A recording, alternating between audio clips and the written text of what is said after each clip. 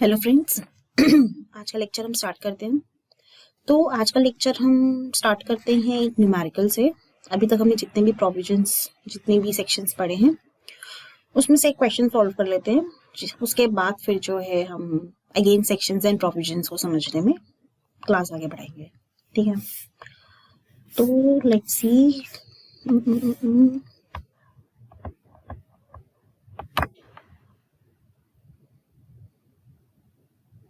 मैं आपके मॉड्यूल पर हूँ। आपके मॉड्यूल में आपका ये क्वेश्चन नंबर है 2 एंड ये आपके है पेज नंबर 4.446 पे। ठीक है। RF converts his plot of land purchased in July 2003 for rupees 80,000 into stock and trade। किसमें कन्वर्ट कर रहा है? ये कान खड़े हो जाने चाहिए यहाँ पे। स्टॉक इन ट्रेड में मतलब ट्रांसफर हो रहा है ना। On 31 March 2021। तो ट्रांसफर डेट क्या है?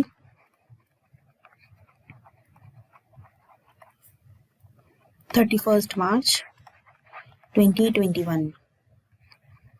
कॉस्ट, डेट ऑफ एक्विजिशन क्या है? कब खरीदा था इसने? जुलाई में 2003। तो is this more than 3 years? Yes. तो ये क्या हो जाएगा? Long term capital asset.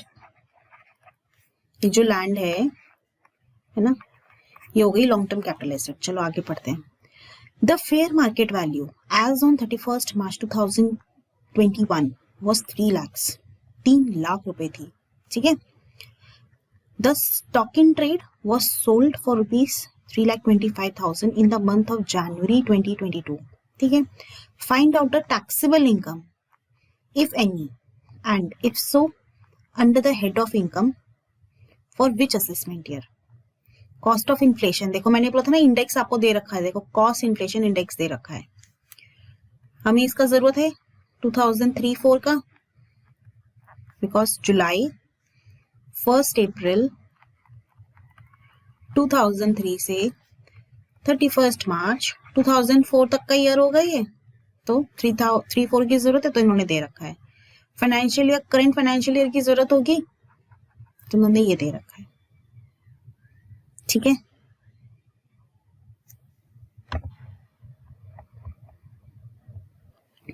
तो सॉल्व करना स्टार्ट करें हम। See, date of acquisition of land is July 2003। Date of transfer from capital asset to stock in trade. भाई वो स्टॉक इन ट्रेड में ट्रांसफर कर रहा है उसे, तो जिस दिन वो स्टॉक इन ट्रेड उसको बना देगा उस दिन हम मान लेंगे कि ये एसेट सोल्ड ऑफ हो चुका है। ये मोर देन 3 years है, so it's a long term capital asset. तो हम जो कैलकुलेट करेंगे वो हम क्या करेंगे? Long term capital gain. ठीक है, ओके।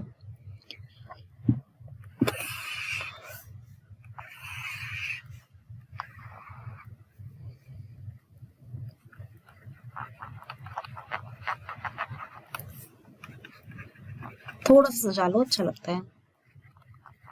सेल या ट्रांसफर की वैल्यू कितनी है? कितनी दे रखी है? अरे यार,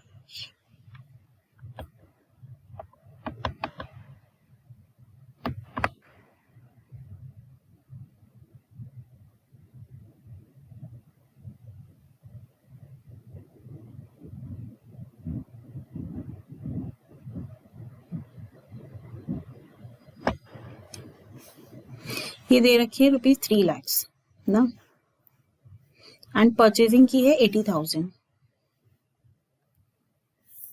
सो इधर हम लिखेंगे 3 lakhs। सेल ट्रांसफर जो हो रहा है 31 मार्च 21 को, वो इतने का ही हो रहा है।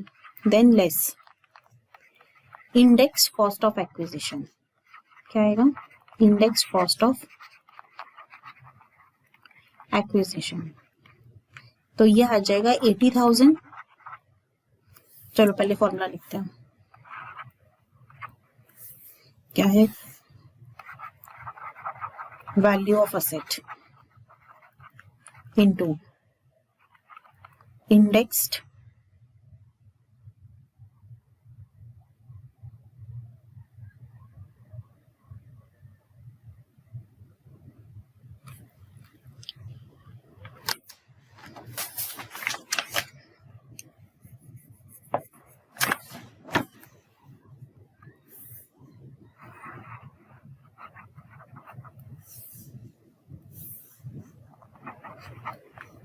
हाँ, तो इंडेक्स कॉस्ट ऑफ एक्विजिशन में क्या आएगा? 80,000 की वैल्यू थी एसेट की, करंट ईयर में कितनी है? फाइनेंशियल ईयर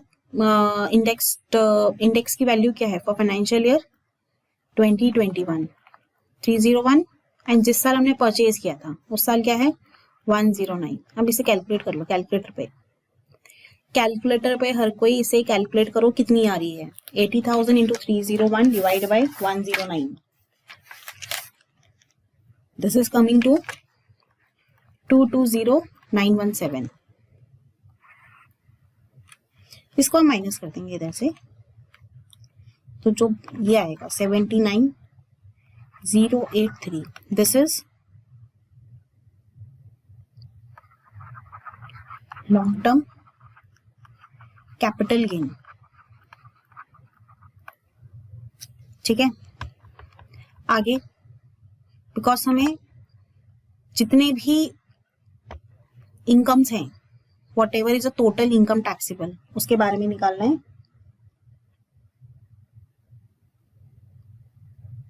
ओके,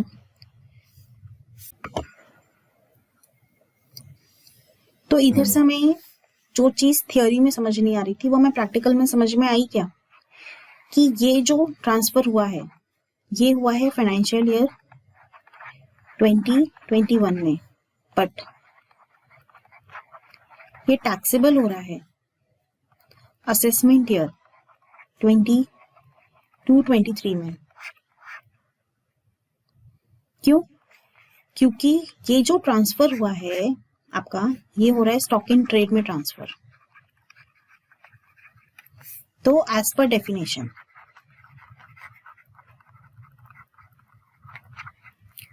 जब भी कोई एसेट आपका स्टॉक इन ट्रेड में ट्रांसफर हो रहा है, जब भी कोई आपका एसेट स्टॉक इन ट्रेड में ट्रांसफर हो रहा है,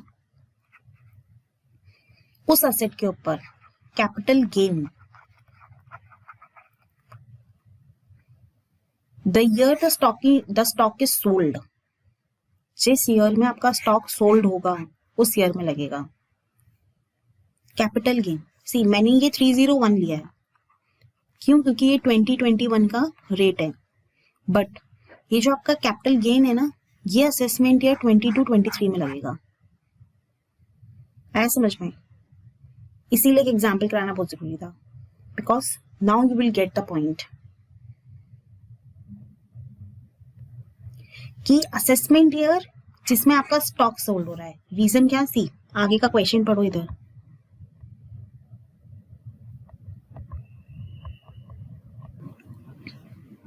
The stock in trade was sold for rupees 3,25,000 in the month of January 2022. ठीक है, तो इधर जब हम बिजनेस इनकम निकालेंगे तो क्या आएगा ना? सेल 3,25,000 लेस परचेजेस 3 lakhs, और ये आ जाएगा 25,000 as profit gains from business या प्रोफेशन। ठीक है, बट जो हम यहाँ पे सीख रहे हैं प्रैक्टिकल, उस पे जो हो सकता है प्रोविजन में कहीं पे मिस हुआ हो आप लोगों से, वो ये है कि ये जो टैक्सेबल होगा कैपिटल गेन जब हम स्टॉक में ट्रांसफर करते हैं, ठीक है ना। जब ये स्टॉक आपका जिस ईयर में सोल्ड ऑफ होगा उस ईयर में ये टैक्सेबल होगा। अदरवाइज अगर ये प्रोविजन नहीं होता तो एक चीज ये बताओ कि ये जो आपका स्टॉक है, जो आपका ये कैपिटल गेन है, this should have been computed and paid in 21-22, but no, ऐसा नहीं होता है। ये आपका सेक्शन 2 सबसेक्शन 47 डायरेक्टली एक चीज ये बोलता है, जब आपका कोई असेट है वो स्टॉक इन ट्रेड में ट्रांसफर होता है तो जिस ईयर में आपका stock in trade sold off होगा उस ईयर में you have to calculate capital gain. Transfer वो उसी ईयर में माना जाएगा। See transfer I have taken, that's why I have taken 301, but capital gain you will pay in the year in which stock in trade has been sold. Okay, I guess यहाँ से आपको question solve करके आपको जो है sections provisions clear हो रहे हैं। Ascertainment of cost in specified circumstances, मतलब हमें कॉस्ट देखनी है, how to identify the cost. कुछ स्पेसिफाइड सर्कमस्टांसेस हैं। अच्छा, कोई असेट है, हमें वो कैसे मिल सकता है? परचेज करके। हम कोई असेट परचेज करेंगे वो हमें मिल जाएगा। Is there any other way कि हमें वो असेट मिल सकता है अपार्ट फ्रॉम परचेजिंग? सोचो, हो सकता है क्या कोई दूसरा वे कि हमें कोई गाड़ी मिल जाए, कोई घर मिल जाए, ज्वेलरी मिल जाए, एंटीक मिल जाए, कुछ है विल के थ्रू? गिफ्ट,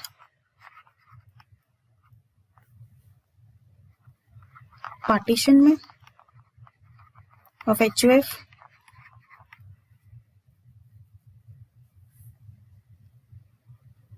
इनहेरिटेंस में,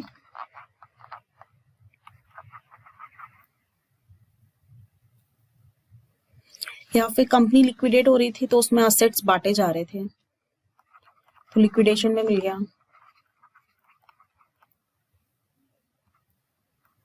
हम किसी कंपनी के शेयर होल्ड करते थे, है ना, उसमें बोनस शेयर, राइट शेयर मिल गया, असेट तो मिल ही रहा है ना। हम किसी कंपनी के बॉन्ड्स या डिबेंचर्स होल्ड करते थे, उसमें तरीका था कि ये बॉन्ड्स एंड डिबेंचर्स जब मैच्योर होंगे तो वो इक्विटी शेयर्स बन जाएंगे।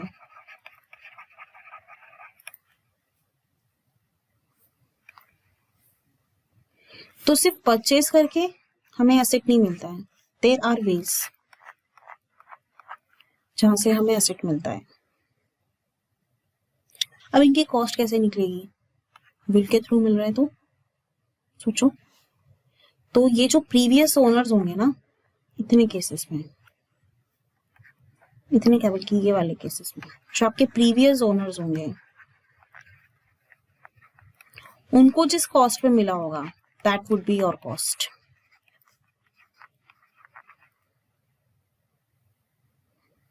ये जो आपके प्रीवियस ओनर्स होंगे, विल में किसी ने आपको एक बंगलो गिफ्ट कर दिया, ठीक है, आपके पास रजिस्टर्ड डीड आएगी, उसमें जो कॉस्ट लिखा होगा, because you have not paid anything, you have got it in will, inheritance, है ना, तो वो जो बंगलो है उस पे जो कॉस्ट लिखी होगी जो प्रीवियस ओनर की होगी, that would be applicable even to you.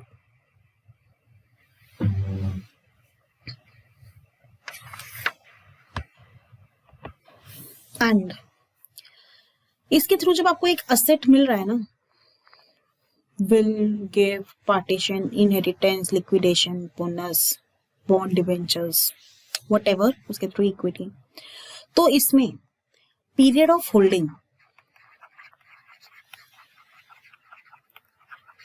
जो आपका प्रीवियस ओनर का होगा ना, दैट वुड बी एडेड।